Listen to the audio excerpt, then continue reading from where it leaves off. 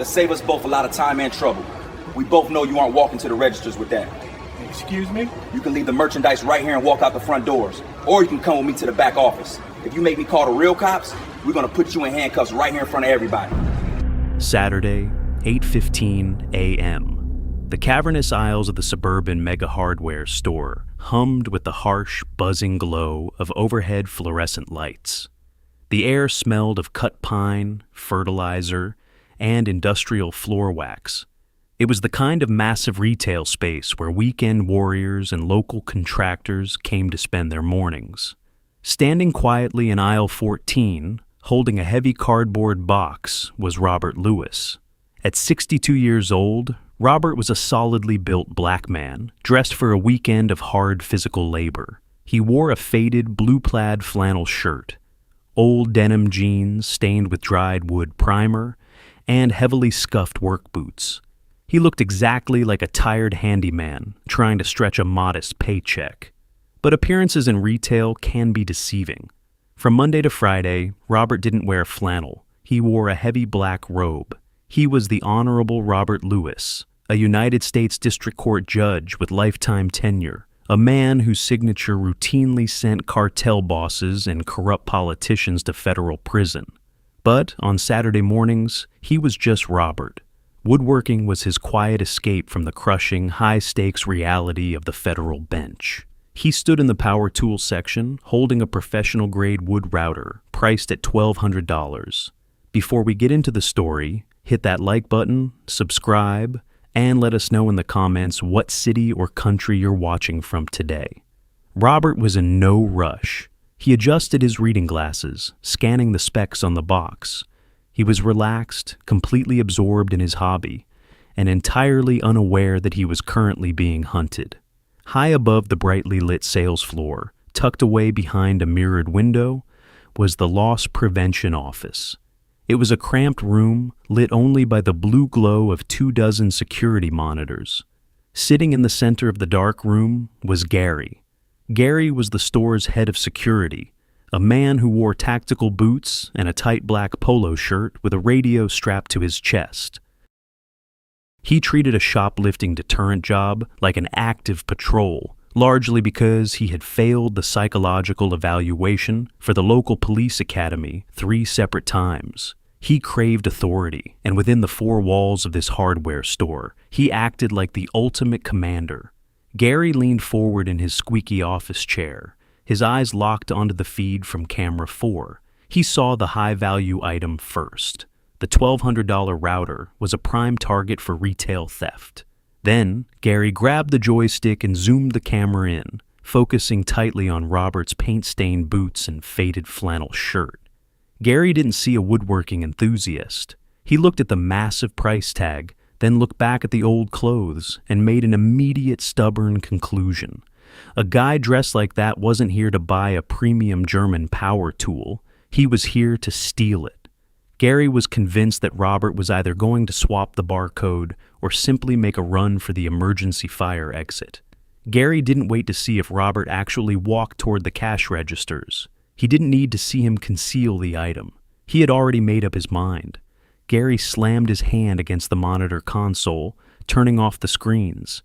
He grabbed his heavy 2-way radio, clipped it to his shoulder, and stood up.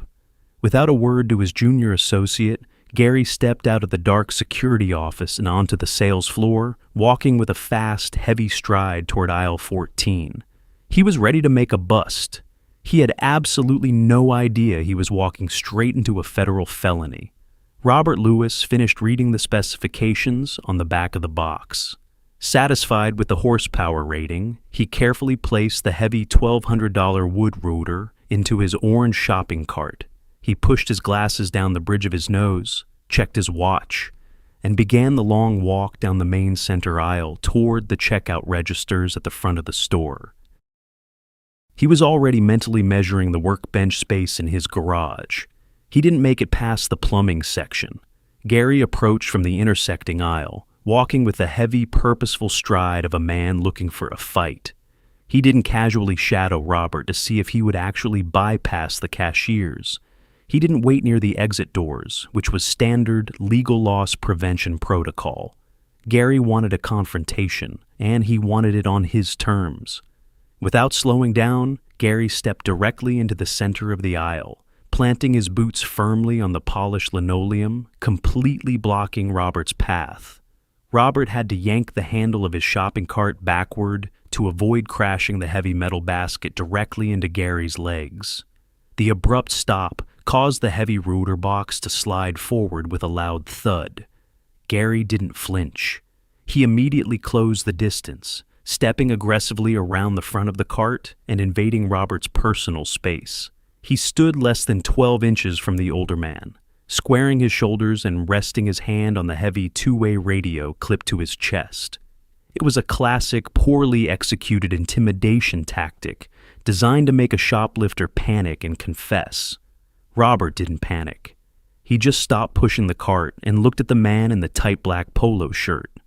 "Let's save us both a lot of time and trouble," Gary said. His voice was kept low, but it was laced with a harsh, grating authority. He didn't ask if Robert needed help. He didn't ask to see a receipt. He pointed a thick finger at the heavy cardboard box in the cart.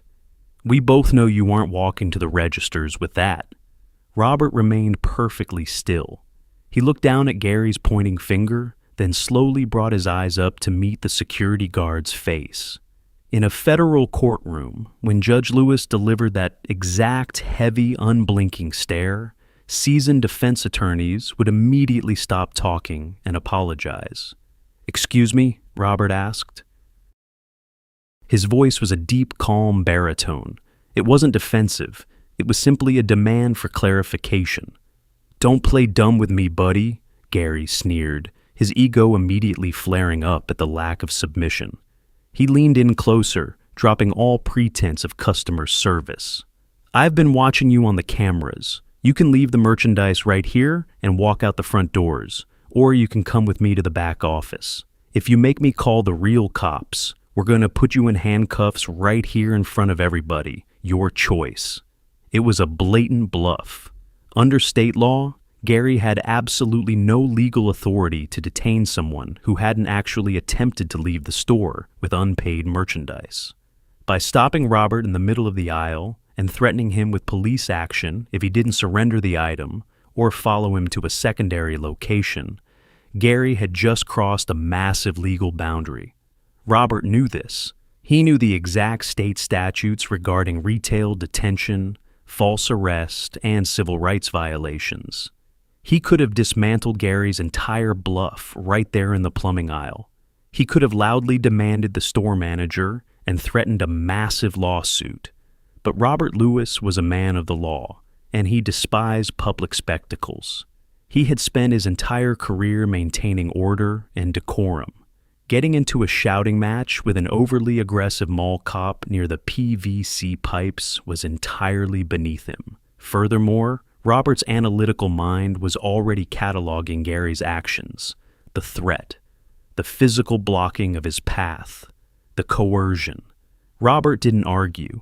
He didn't try to explain that he was simply on his way to pay. He gave Gary one last, long, evaluating look. "Lead the way," Robert said quietly.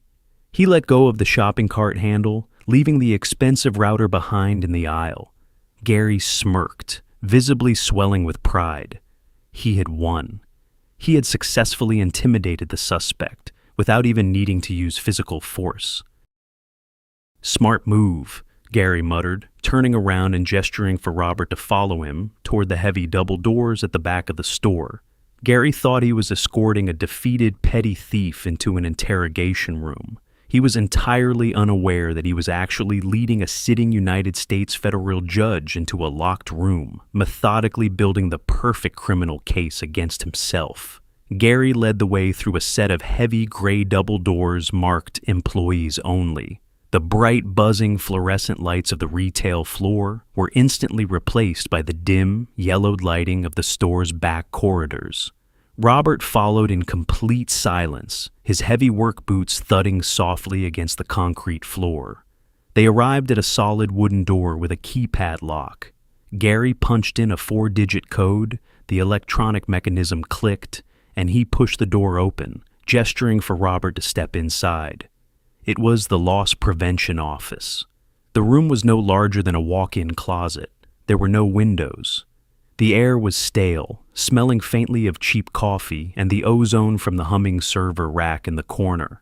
The walls were plastered with faded corporate policy posters and grainy printouts of known shoplifters. In the center of the cramped space sat a cheap laminate desk and 2 folding chairs. It was an environment specifically designed to make a suspect feel isolated, small, and entirely at the mercy of the store's security. Gary walked around the desk and took the larger, padded office chair. He didn't offer Robert a seat. He wanted the older man standing, physically looking down at the paperwork he was about to weaponize. Gary opened a desk drawer and pulled out a clipboard. He slapped it down onto the laminate surface with a sharp, practiced smack. Clipped to the board was a standard civil demand notice, a legally dubious piece of corporate boilerplate used by major retailers. It was essentially a confession form that allowed the store to extort a massive fine from a suspected shoplifter in exchange for not calling the police. Gary clicked a cheap ballpoint pen and tossed it onto the clipboard. He leaned back in his chair, lacing his fingers together behind his head, thoroughly enjoying the power dynamic he had manufactured. "Here's how this works," Gary began, using the rehearsed, monotonous tone of a cop reading Miranda rights. "You're going to give me your driver's license. I'm going to make a photocopy for our trespass database. Then, you're going to sign the bottom of that form acknowledging that you attempted to bypass the point of sale with unpaid merchandise. You pay the store a $200 civil penalty, you never come back, and I let you walk out of here without a criminal record." Gary paused, waiting for the gratitude or the panicked excuses. Robert Lewis just looked at the clipboard. Then, he looked at Gary. He didn't reach for the pen. He didn't ask to read the fine print. "My identification," Robert stated, his voice a low, perfectly even baritone. It wasn't a question. "Yeah, your ID." "Right now," Gary snapped, irritated that the older man wasn't playing his assigned role of the frightened thief. Robert reached into the back pocket of his paint-stained jeans. His movements were slow, deliberate, and entirely devoid of fear. He pulled out a worn, dark brown leather wallet. He didn't fumble with it. He flipped it open and, instead of handing over a plastic state driver's license, he placed the entire wallet flat on the center of the desk, right next to the extortion paperwork. Gary leaned forward, letting his chair drop with a thud. He looked down. Embedded in the leather was a heavy, intricate, solid, gold-toned shield. It caught the dim light of the office, gleaming with an undeniable, heavy authority. Deeply engraved into the center of the metal was the Great Seal of the United States. Directly below the badge, securely housed behind a thick plastic window, was a secure federal identification card bearing a government barcode, a photograph of Robert, and bold black lettering that commanded absolute silence. The Honorable Robert Lewis, United States District Judge. Gary stopped breathing. The hum of the server rack in the corner suddenly sounded deafening. He stared at the gold seal, his brain violently struggling to process the conflicting data. The man standing in front of him wasn't a retired handyman. He wasn't a petty shoplifter. He was a sitting federal judge, a man wielding the highest tier of judicial power in the country, currently wearing faded flannel and dirty boots. Gary had just pulled a federal official out of a public space under the threat of arrest and demanded a forced confession. A smart man would have recognized the catastrophic legal gravity of the situation instantly. But Gary's ego was about to write a check his future couldn't cash. For 5 agonizing seconds, the cramped loss prevention office was dead silent. Gary stared down at the heavy gold seal of the United States District Court. His brain misfired, violently rejecting the reality of the credentials sitting on his cheap laminate desk. The cognitive dissonance was simply too great for his ego to process. A man who held the power to sentence federal criminals did not spend his Saturday mornings wearing a faded flannel shirt and boots stained with wood primer. A rational human being, even a terrible security guard, would have immediately recognized the gravity of the mistake. They would have apologized, handed the wallet back with trembling hands, and opened the door. Gary was not a rational human being. He was a man who had failed every psychological evaluation for law enforcement because of his inability to de-escalate. Gary's face flushed a deep mottled red, his jaw clenched tight. Instead of backing down, his bruised pride demanded that he assert control over the situation. He reached out and aggressively flicked the leather wallet with his index finger, sliding it across the desk toward Robert. "A federal judge!" Gary scoffed, his voice dripping with venom and forced amusement. He let out a harsh, unnatural laugh that didn't reach his eyes. "Right? And I'm the director of the FBI. You guys are getting really creative, I'll give you that. Did you buy that off Amazon, or did you print it in your basement?" Robert Lewis didn't flinch. He didn't raise his voice to defend his honor. He didn't reach for his wallet. He simply watched Gary with the cold, clinical detachment of an apex predator observing a cornered animal making its final mistake. "I strongly suggest you look closer at that identification," Robert said. His voice was a flat, unyielding monotone. It wasn't a threat. It was a genuine legal warning. "I don't need to look at anything, buddy," Gary snapped. The veins in his thick neck bulged. The polite bureaucratic facade he had used earlier was completely gone, replaced by raw, unchecked aggression. He slammed his palms flat on the desk, pushing himself up out of his chair. Gary walked around the desk, deliberately invading Robert's personal space once again. But Robert didn't step back. He held his ground, forcing Gary to break eye contact first. Gary turned away in frustration and marched directly to the heavy, windowless wooden door they had just walked through. Gary grabbed the heavy brass deadbolt above the handle. He turned it hard to the right. Clack! The sharp metallic sound of the heavy deadbolt locking into the door frame echoed loudly in the small, concrete-walled room. It was a small, simple physical action. But in the eyes of the law, that single clack fundamentally altered the universe. By locking the door and physically preventing Robert from leaving, Gary was no longer just a terrible employee making a bad stop. He had just committed false imprisonment, and because he had locked a sitting United States District Court judge in a windowless room against his will, he had just triggered a cascade of federal felony statutes. Gary turned back around, crossing his thick arms over his chest, standing directly in front of the locked door like a bouncer. He gestured sharply toward the clipboard on the desk with his chin. "You're not walking out of this room until your signature is on that confession," Gary commanded, completely oblivious to the legal trap that had just snapped shut around his ankles. "You want to play dress-up with fake badges? Fine. Let's see how the real cops like it when I call them down here for fraud and shoplifting. Sign the paper." Robert Lewis looked at the locked deadbolt. Then he looked at Gary. The judge's expression remained entirely unchanged. He had just been handed the perfect, irrefutable elements of a crime. He didn't need to argue anymore. "As you wish," Robert said softly. He didn't reach for the pen. Instead, Robert calmly reached into the front pocket of his flannel shirt and pulled out his cell phone. Robert Lewis didn't raise his voice. He didn't demand to be released. Standing calmly in the cramped, locked loss prevention office, he bypassed the lock screen on his cell phone and dialed a local number. He held the phone to his ear, his eyes never leaving the security guard, leaning smugly against the dead-bolted door. "Dispatch, what is your emergency?" The operator's voice leaked faintly through the phone's earpiece. "This is United States District Court Judge Robert Lewis," Robert said. His baritone voice was steady, projecting the exact same unshakable authority he used from the bench. "I am currently being unlawfully detained and held against my will inside the security office of the hardware store on West Ridge Road. I need patrol units dispatched. I am in no immediate physical danger, but the individual has locked the deadbolt from the inside."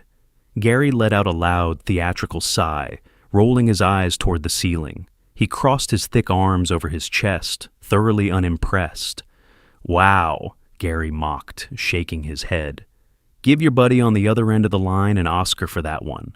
You really think I'm going to fall for the fake phone call routine? You're not leaving until you sign the civil demand. I will remain on the line until officers arrive, Robert told the dispatcher, completely ignoring Gary's taunts. He lowered the phone slightly and simply stood there, perfectly still. The next 6 minutes were agonizingly silent. Gary tried to stare Robert down, trying to assert dominance, but the older man's cold, unblinking gaze felt like a physical weight. Gary shifted uncomfortably from foot to foot. His smug smile began to falter, just a fraction. A tiny seed of doubt planting itself in the back of his mind. What if he wasn't faking? Suddenly 3 sharp, heavy knocks rattled the wooden door. "Police department! Open the door!" A gruff voice echoed from the hallway. Gary's smile instantly returned, wider than before. He looked at Robert with absolute triumph. "Showtime, buddy. Let's see how much the real cops like your fake badge." Gary turned around, flipped the deadbolt, and pulled the heavy door open. 2 veteran local patrol officers stood in the hallway, their hands resting cautiously near their duty belts.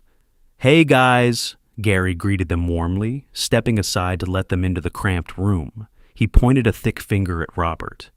"Got a live one for you today. Tried to walk out with a $1,200 router. When I brought him back here to sign the paperwork, he started waving a fake federal ID and pretending to call dispatch." Gary reached down to the desk, picked up the leather wallet containing the gold shield, and shoved it toward the chest of the lead patrolman. "Look at this garbage. Tried to tell me he was a federal judge." Officer Davis, a 15-year veteran of the force, took the wallet. He looked down at the heavy gold seal of the United States. He looked at the secure identification card. Then, slowly, he lifted his head and looked past Gary, locking eyes with the black man standing quietly in the corner, wearing a faded flannel shirt. Officer Davis instantly stopped breathing, the color completely drained from his face. Just 3 days prior, Officer Davis had sat in a federal courtroom to testify in a massive racketeering case. He knew exactly what the man who presided over that courtroom looked like. "Judge Lewis?" Officer Davis whispered, the sheer horror in his voice completely betraying Gary's narrative. Gary frowned, looking back and forth between the cop and Robert. "What? No, Davis, it's a fake.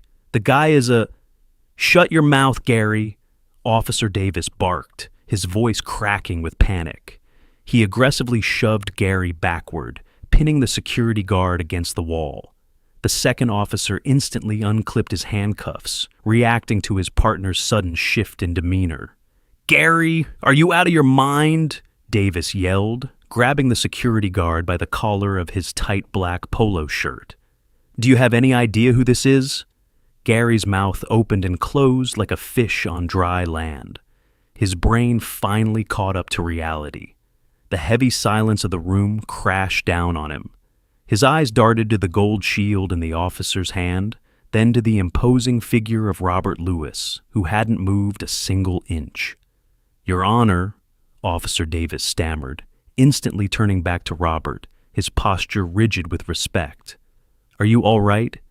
Did he put his hands on you?" "I am unharmed, officer," Robert replied smoothly.